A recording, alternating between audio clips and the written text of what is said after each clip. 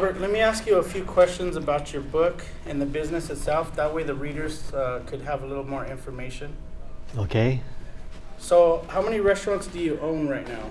Right now, I personally run 2 restaurants. This restaurant, which is San Bernardino, this is our flagship store, and it's actually the oldest Juan Pollo. And then also one in Chino, California, which my wife runs. And then, what made you go into the restaurant business? Well, I grew up eating fast food all my whole life. I started eating McDonald's in 1961 when it came to LA. And I ate the McDonald's, Taco Bell, Doritos, little Jack in the Box, you name it. I would A&W root beer, and I ate every fast food known to man at the time. And 1970, I got my first job working at Burger King, first full-time job, and I stayed with Burger King to the big expansion of fast food industry. And in 1984, I had the opportunity to open my own chain, own restaurant, and I jumped, doing chicken. So that's when you started in 1984? I opened Juan Pollo in 1984, and prior to that, I just worked for companies. I never was on my own. And even before Juan Pollo, I never even ate chicken. I was a hamburger man growing up. Now, what about Pollo Loco? I read in your book that when they first opened up, they were kind of inspiration, or tell me about Pollo Loco. Well, I first found out about Pollo Loco probably maybe 81 when I was working at Del Taco. They were opening a company across the street called El Pollo Loco. I didn't know who they were, what they were, and I thought it was just another little Mexican restaurant. And then they opened up on a hot summer day, and they had, next thing you know, they had lines of people and could not get in. They were so busy. And I didn't know what they were selling really. I didn't know how they were selling it. And I found out it was a charbo chicken. And charbo chicken really is like barbecue chicken. And so what I did was I had to wait 2-3 days to go and try them out. And then after the line slowed down a little bit, 3 days later I went in, and that was the best chicken I ever ate up to that time. And I was amazed because all it did was selling chicken. And it wasn't fried chicken because I never really liked fried chicken. And so I would just store that memory in my mind, and I really didn't know at the time that I would end up doing that chicken. So why did you start with rotisserie chicken instead of charbroiled? Well, what happened, 1983, I had the opportunity, my uncle called me and said he had a location in Ontario, California. Said it was a restaurant location, and he said, why don't I do a charbroiled chicken restaurant, because he knew the craze that swept into America was charbroiled chicken restaurants. And there were charbroiled chicken restaurants everywhere, and Ontario, California is out the Inland Empire. It's about 60 miles east of Los Angeles. And so I packed my bags and headed out there and set out to do a charbroiled chicken restaurant. And I didn't know what I was getting into. And then when I went and looked at the location, it was used to be a Winston's Donut Shop, kind of a small location. The only problem is I didn't know what to do, because when you work for the chains, they don't teach you how to be your own business. They teach you how to manage their restaurants. So I remember my friend Armando Parra, we talked when I first saw the Pollo Loco, and he says, well, back home in Mexico, he had his restaurants, and he came to America, and he said he was going to do the charbroiled chicken concept before El Pollo Loco, and I thought nothing of it. I thought, well, he's just kind of making it up. But I remembered about our conversation, and I said, Armando, why don't you come and help me, because I don't know what to do. So he came to Ontario. First thing he said was, you know what, you can't do charbroiled chicken. You don't have enough room, because in those days, each charbroiled cooker was about 3 foot by 5 foot, and they had 10 of them at El Pollo Locos and one under the hoods. And the location my uncle had couldn't fit hardly anything. It was a small building. And so he said, back home we do rotisserie. We don't even do charbroiled chicken. So he said, you need to do rotisserie. So that's how I got in the rotisserie chicken business. Now, what about the recipe? Who came up with the recipe for Juan Pollo chicken? Well, Armando Parra he was a very creative guy, and he is idea man. And he says, he's the one that said we need a rotisserie. So, and also at the same time, he helped me remodel the store because it was pretty bad shape. So he was doing the construction and then getting everything ready to open up the restaurant. Even though we didn't have a machine, we had to order the machine from New York. And right before January 1994, my uncle says, you better open up. If you don't open up, you're gonna get cold feet. You'll never open. So 1 week before we decided to open, the rotisserie cooker came, we put it together, and I said, Armando, you better do something because I don't know how to cook a chicken. And so I said, you better come up with a recipe. And so he went and spent 1 week doing something. I don't know what he did. He told me his goal was to bring out the natural flavor of the chicken. He did not want an ethnic flavored chicken. He didn't want it too Hispanic, too American, too Southern, too, too black. And he wanted just a good tasting chicken that appealed to everybody. And whatever he did, that's what he did. And I didn't know he had the ability to do that, but he did. He did exactly that. And to this day, we use the exact same recipe. And so I believe it was my destiny that he found us and I found him. So how did you learn how to cook the chicken? Like from starting not really knowing anything, like you're talking about getting your chicken cooker a week or two before you open. So how did you learn how to cook the chicken and how to perfect it? What I did was, there was no instructions with the machines, and I had no clue what to do. So we were just experimenting. But the real truth is, the way I learned is I was cooking that chicken every day, and every day I would analyze what went right or what went wrong. And I found there's some critical things about cooking the chicken. One is the temperature, and the other is the length of time. And another one is the size of the chicken. And another is the way you marinate it. So there's a combination of things that determine the correct chicken. And I had to figure all this out because I didn't know. And so, but I spent every day cooking chicken, and to this day, since 1984, I have personally cooked well over 1 million chickens. And I'm convinced there's nobody in America who's cooked that many. And rather than think about it or analyze it, I've cooked it. I just sit there and cook it.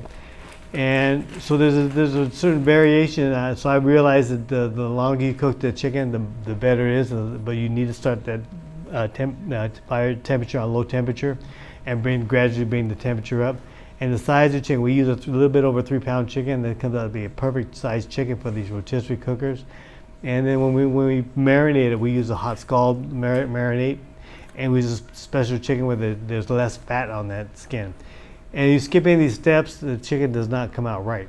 And really, for me, it's a piece of cake. But the problem is, it's been hard for me to train others that have this ability. Okay, now talk to me a little bit about, you have a claim that Juan Pollo has a monopoly on rotisserie chicken. Can you explain that? Well, in the 1990s, when I started in 1984, there was nobody doing rotisserie chicken. The popular thing to do was charbroiled chicken. And then the 80s, by the late 80s, America started turning away from red meats. They started turning to poultry.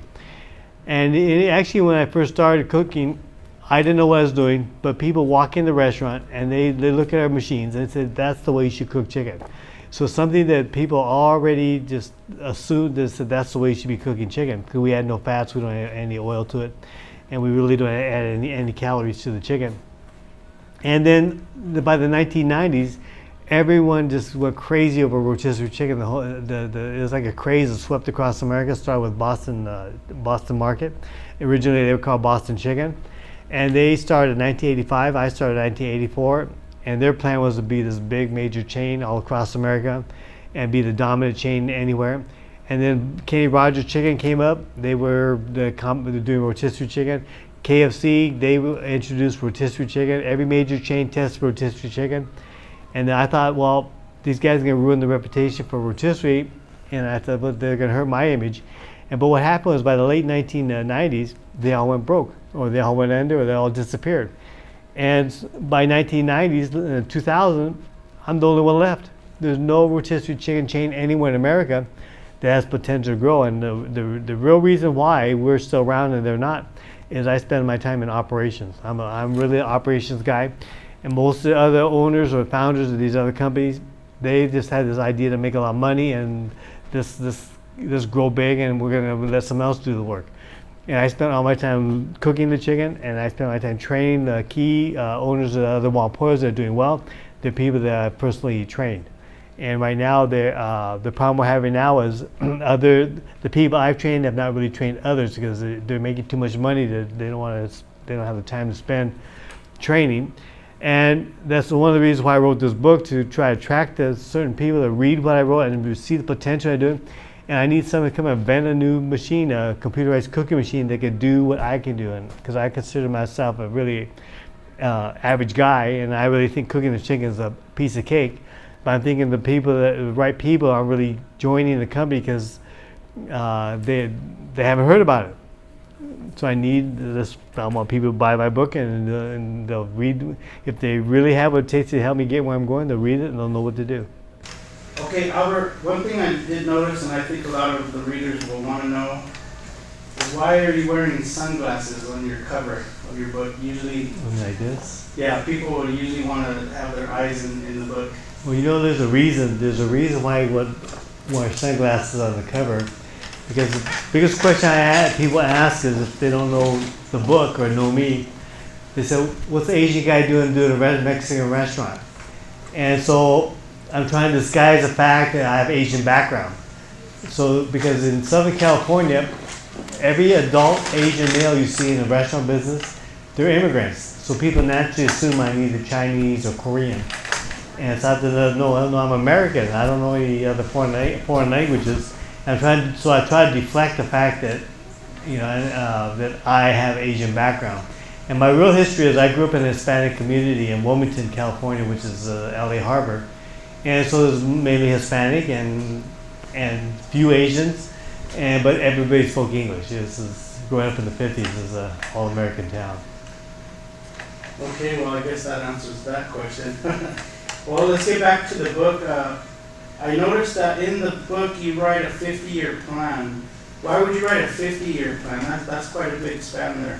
Well, let me tell you another thing is, in the 1980s, I started getting real popular. People started calling me, but asking me about advice and they wanted to be a franchisee. They wanted to join me. They wanted to help me. And so I would talk to everybody, and then, but I give them a lot of information. But then I thought, well, you know what? It's better if I write this down so I give people information before, so you remember when I left them.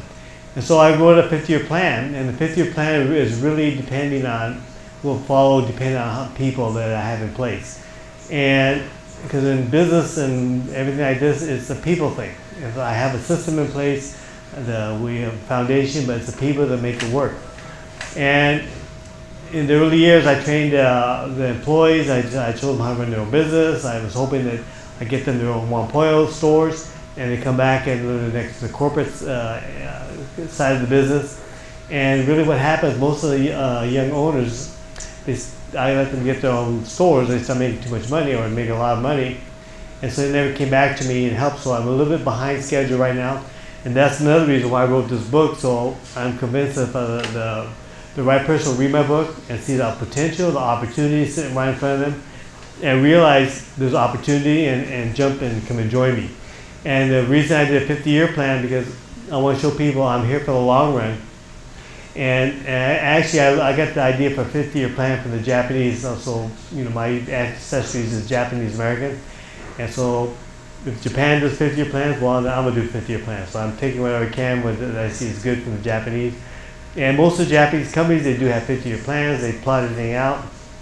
And so that's pretty much what I did. And then the end of my plan is I want to sell more chicken than anybody in the world because I believe that's my destiny. And so I'm going to fulfill my destiny. And if someone sees what I wrote, they'll be more likely to join me. They'll see that I'm not really a flake.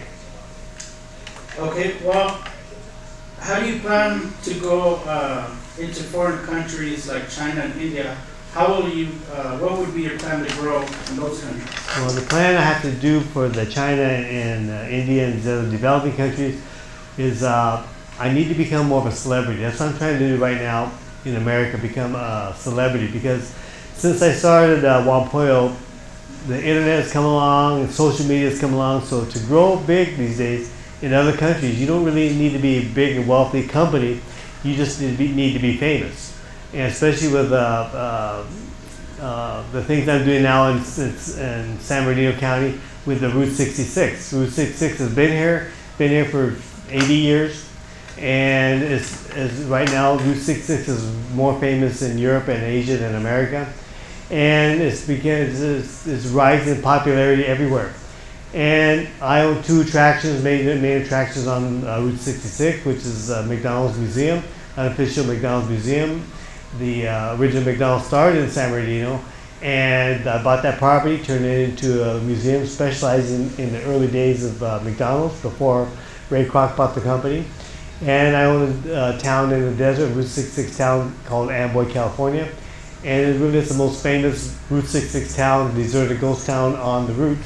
And if you watch the movie Cars, the movie Cars is the set in a town called Radiator Springs. The only town that comes close to Radiator Springs is Amboy. Now, owning Amboy and the McDonald's, it kind of ties in. How does that help your business? Well, actually, with the Amboy and Route 66 and McDonald's, what happens is I get a lot of curiosity about those two attractions, especially McDonald's. People all over the world know McDonald's, and McDonald's has the top three, one of the top three logos in the world, and it's known in every developed country in the world. And McDonald's is really right now more famous in Europe, Asia, and Central America, South America than it is even in America. And so they see that as Americana. And so right now with it, because of the Google, Internet, you type in McDonald's Museum or History of McDonald's and San Bernardino pops up and my name pops up. So it's giving me recognition, and whenever I pop up because of the social media, then Juan Pollo information comes up. And so it's just the marketing, and I'm being marketed, I'm looked at as the savior of the original site, which is true. Had I not bought that property and turned it into a free museum, it would be gone. Well, other than the marketing, what is your involvement with Route 66? I noticed that you have Route 66 and articles and pictures everywhere in your whole restaurant. What's the deal with that? Well, what happened with that is I came to San Bernardino, and this location here is the exact location, and I didn't even realize this is Route 66, and nobody ever talked about it because I grew up in Los Angeles County. And out here, we're right on Route 66. And Route 66 was built on by marketing, by people who are just trying to do things to stand out in the crowd, to attract business.